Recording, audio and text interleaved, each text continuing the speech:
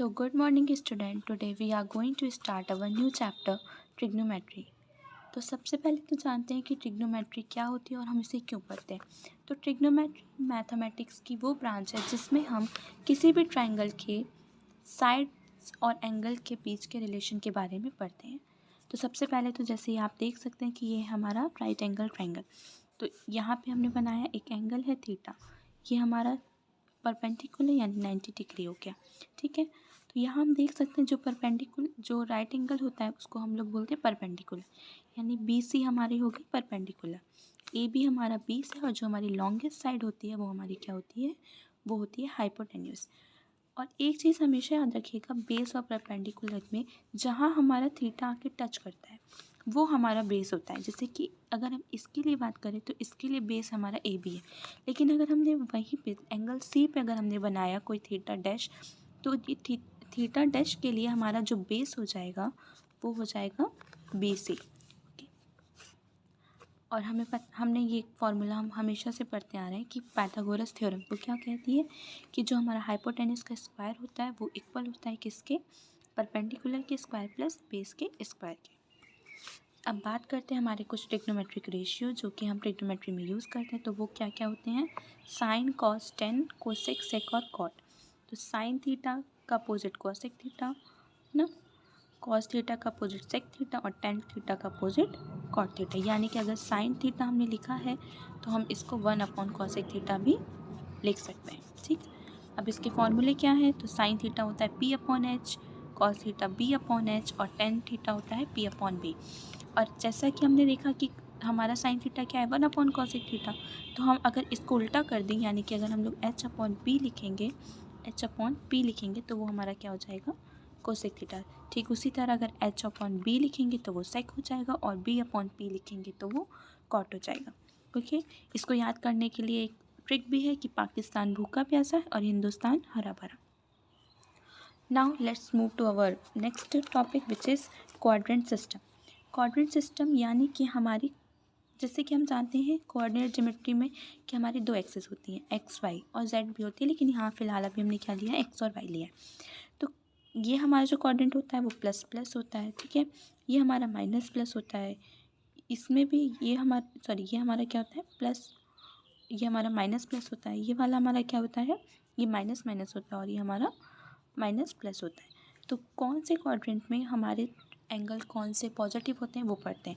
तो first quadrant में हमारे सारे एंगल क्या होते हैं, सारे एंगल पॉजिटिव होते हैं। सेकंड जो क्वाड्रेंट होता है उसमें हमारे साइन वाले यानी कि साइन और कोसेक पॉजिटिव होता है और बाकी हमारे क्या होता है, सारे नेगेटिव होते हैं। यानी अगर हम कहें cos 180 माइनस थीटा तो उसकी वैल्यू हमेशा नेगेटिव आएगी, लेकिन हम कहें साइन 180 प्लस साइन 180 तो वो हमारा क्या होगा, पॉजिटिव होगा। ऐसे ही थर्ड में tan और cot पॉजिटिव होता है, बाकी सब नेगेटिव होते हैं। और लास्ट जो हमारा फोर्थ है उसमें cos होता है। तो इसके लिए फॉर्मूला है add sugar to coffee. A मतलब ऑल, S मतलब साइन, T मतलब tan और C मतलब हमारा हो गया cos। ओके, नाउ ये हमारी कुछ आइडेंटिटीज़ है जो हमें याद रखनी चाहिए। ये हमारे बेसिक फार्मूले हैं और हम इसको स्टैंडर्ड फार्मूले भी कह सकते हैं, क्योंकि इसके बेसिस पे हम most of the question in trigonometry कर सकते हैं। ठीक है, तो जो कि क्या है, sine square theta plus cos square theta is equal to 1, sec square theta minus tan square theta is equal to 1, जिसको हम ऐसे भी लिखते हैं कई बार 1 plus tan square theta is equal to sec square theta. Okay, और ये है cosec square theta minus cot square theta जो कि हमारा दिया है 1। तो इसको भी हम लिख सकते हैं क्या, 1 plus cot square theta is equal to cosec square theta. और ये हमारे कुछ इंपॉर्टेंट फार्मूले हैं जो ट्रिग्नोमेट्री में यूज़ होते हैं, तो इन सबको आप याद कर लीजिएगा। ओके, तो आइए अब हम बात करते हैं हमारे कुछ क्वेश्चंस की। जैसे हमारा फर्स्ट क्वेश्चन दिया है, the value of sign square theta plus 1/1 plus tan square theta, यानी इसकी वैल्यू क्या होगी। तो अभी हमने फॉर्मूले पढ़े हैं, उसी के बेसिस पे इसको लगाएंगे कि साइन स्क्वायर थीटा प्लस, अब 1/, अभी हमने पढ़ा है 1 प्लस टेन स्क्वायर थीटा क्या होता है, 1 प्लस टेन स्क्वायर थीटा होता है सेक स्क्वायर थीटा, है ना।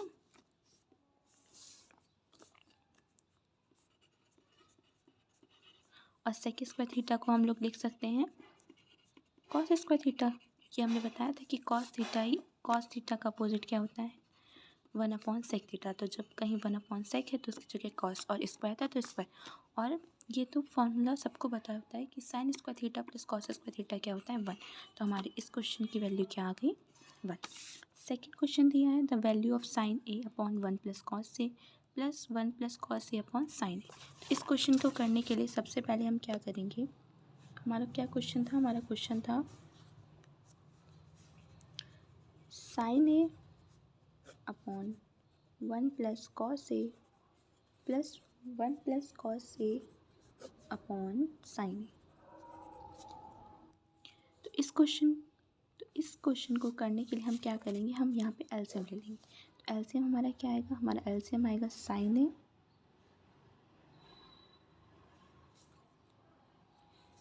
ए और हमारा क्या आएगा 1 प्लस कॉस ए। तो यहाँ से हो जाएगा साइन स्क्वायर ए प्लस 1 प्लस कॉस ए इंटू 1 प्लस कॉस ए। हाँ शुरू करो। तो ये है हमारा साइन स्क्वायर ए, इसको हम जब करेंगे इंटू तो ये हो जाएगा 1 plus cos A plus cos A plus cos square ए। और नीचे हमारा क्या रहेगा, नीचे रहेगा साइन ए और 1 प्लस कॉस ए। यहाँ से हमें पता है साइन स्क्वायर ए प्लस कॉस स्क्वायर ए हमारा 1 होता है, ये भी हमें 1 दिया है, 1 हो गया। और कॉस ए प्लस कॉस ए को जब ऐड करेंगे तो ये हो जाएगा 2 कॉस ए अपॉन साइन ए और 1 प्लस कॉस ए। ठीक है, तो यहाँ हमारा 2 कॉमन आ जाएगा तो बचेगा क्या, 1 प्लस कॉस ए। नीचे हमारा था साइन ए और ये हमारा है 1 प्लस कॉस ए। तो इससे इसको कैंसिल कर दीजिए तो क्या बचा, 2 upon sine A.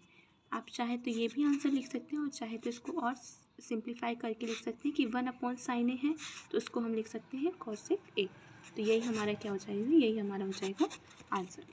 Now moves to our next question, जो कि है हमारा नेक्स्ट क्वेश्चन दिया है कि if sine theta plus cosec theta is equal to 2 then find the value of sine 36 theta plus cosec 36 theta. इस क्वेश्चन के लिए हमें एक फॉर्मूला याद रखना है कि अगर कभी भी हमारा sine theta plus cosec theta हमें 2 गिवन हो, याद रखिएगा कि साइन थीटा और कोसेक थीटा हमारा 2 गिवन हो, तो हमारा जो sine n theta plus cosec n theta होता है वो भी हमारा किसके इक्वल होता है, 2 के। तो यहाँ एन की वैल्यू, एन का मतलब एन हमारा कोई भी पॉजिटिव इंटीजर हो सकता है। जैसे कि यहाँ में sine 36 theta plus cosec 36 theta दिया गया, तो इसकी वैल्यू भी हमारी क्या आ जाएगी, 2 ही रहेगी। ठीक है, now our next question is 1 plus cot square A upon 1 plus cosec A की वैल्यू क्या होती है ना। क्वेश्चन है 1 plus cot square A upon cosec A 1 plus, तो इसको हम ऐसे लिख सकते हैं 1 प्लस कोसेक ए, यानी एलसीएम ले लिया हमने, ये कॉट स्क्वायर ए हो गया और अपॉन में क्या रहेगा 1 प्लस कोसेक ए रहेगा। अब 1 प्लस कोसेक ए है, हम कॉट स्क्वायर ए को क्या लिख सकते हैं, हमें आइडेंटिटी पता है कि 1 प्लस कॉट स्क्वायर ए हमारा क्या होता है, कोसेक स्क्वायर ए होता है। तो हम कॉट स्क्वायर ए की जगह लिख सकते हैं कोसेक स्क्वायर ए माइनस 1। ठीक है, और नीचे हमारा क्या है 1 प्लस कोसेक ए है, 1 से 1 कैंसिल हो गया, यहाँ बचे, यहाँ से हम कोसेक ए कॉमन ले सकते हैं। तो जब कोसेक ए कॉमन लेंगे तो क्या बचेगा, अंदर बचेगा 1 प्लस कोसेक ए और नीचे हमें दिया गया है 1 प्लस कोसेक ए। यहाँ से ये कैंसिल आउट हो गया तो हमारा क्या आंसर आ गया, कोसेक ए हमारा आंसर आ गया। Now moves to our next question, जो कि दिया गया है हमें क्या, कि 4 minus 2 sine square theta minus 5 cos theta की वैल्यू अगर 0 है तो cos theta minus tan theta की वैल्यू क्या होगी। तो इस क्वेश्चन को करने के लिए हम सबसे पहले देखेंगे कि क्या दिया है हमें। ठीक है, तो हम साइन स्क्वायर थीटा हमें दिख रहा है, तो साइन स्क्वायर थीटा की जगह हम लिख सकते हैं 1 माइनस कॉस स्क्वायर थीटा। हमने ये इसलिए किया है क्योंकि हमारे क्वेश्चन में आगे चल के कॉस दिया था, तो कॉस रहेगा तो वो ईजी रहेगा हमें इसको सॉल्व करने में।